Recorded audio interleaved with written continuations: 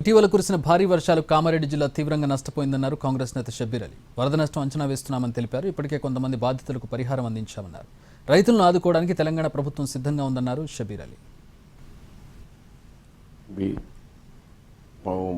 వరి పంటలకు ఎంత నష్టమైంది, ఇళ్లకు ఎంత నష్టమైంది, ఇప్పుడు దానికి రిస్టోర్ చేసేందుకు ఎంత డబ్బులు కావాలా, ఈ రివ్యూ మీటింగ్లో అన్ని డిపార్ట్మెంట్ అడుగుతాం. పంచాయతీరాజ్ మీకు ఎంత కావాలా, R&B, ఇరిగేషన్, ఇలాంటి డిపార్ట్మెంట్ అగ్రికల్చర్ వాళ్ళ ఎస్టిమేట్ తీసుకొని గౌరవ ముఖ్యమంత్రి రాష్ట్రం ఎంత, కేంద్రం నుంచి కూడా బృందం పోతుంది, అది ఇది కలిపి పెద్ద ఎత్తున కామారెడ్డికు అన్ని విధంగా రిస్టోర్ చేసి నార్మల్ లైఫ్. ఆటోలు పోయినాయి, బండ్లు కొట్టుకుపోయినాయి, వాళ్ళకి ఇంకా పరిహారం ఇవ్వలేదు. అవన్నీ కూడా వెరీ సూన్ ఇచ్చేందుకే నేను కూడా రిక్వెస్ట్ చేశాను. సార్ మీరు తమరు వచ్చి ఈ ప్రాంతాన్ని విజిట్ చేస్తే బాగుంటుంది అంటే దాన్ని రివ్యూ కూడా